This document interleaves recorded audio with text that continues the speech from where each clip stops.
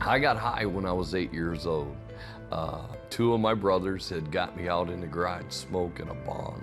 That was the first time I ever used marijuana. I'll never forget it. I loved it. Randy Hicks grew up one of 9 children in rural Illinois with a little parental supervision. My father was an alcoholic. He ran moonshine. Mom held it together. My mother was a firm believer in Jesus Christ. She was a praying mom. Randy's brothers hid the goods in the garden out back, in their school bags, or even under the mattress. One time I found some white powder in here. It was cocaine. I didn't know what it was, and I touched it, and it had numbed my lips. And I was like, wow, that's some strange stuff. And one day I just happened to watch my brother sniff it, and I sniffed some too.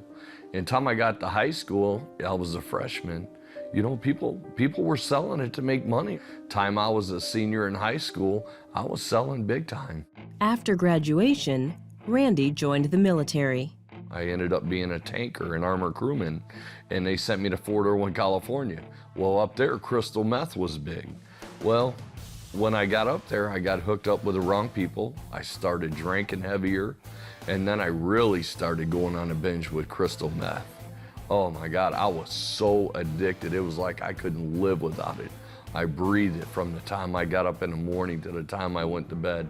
I started selling stuff to get it. And they sent me to rehab, and eventually they released me from the military.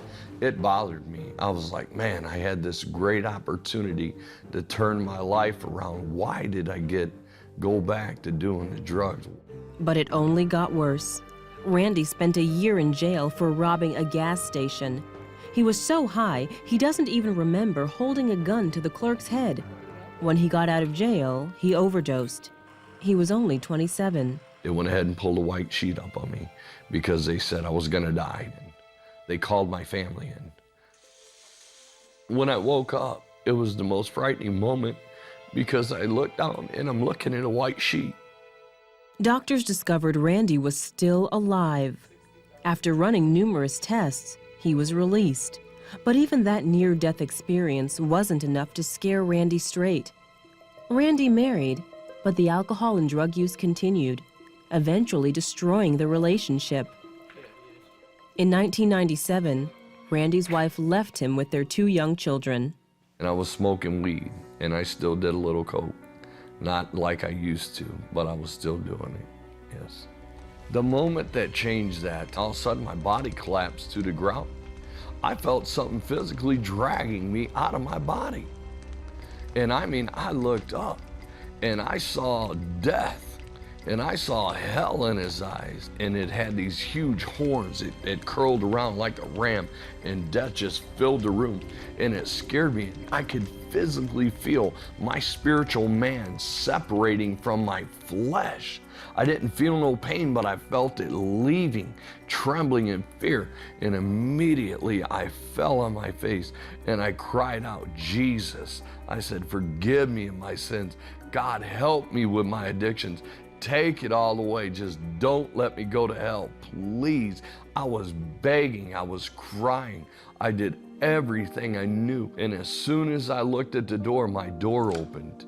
And I saw this long, white, glowing robe, white. There's just no white in this world you can describe it. I knew without a doubt that the moment I cried out for Jesus, that God had showed up right there and saved me at the moment I cried out. From that moment, man, I just wanted to know God. I wanted to know Jesus. I wanted to know this one who, when I knew without a doubt I was going to hell, came for me.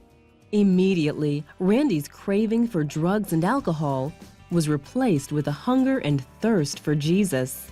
I travel and share what God brought me from, what I went through, what it will do to you, and how Christ is the answer. When you call on that name Jesus, He is there right there.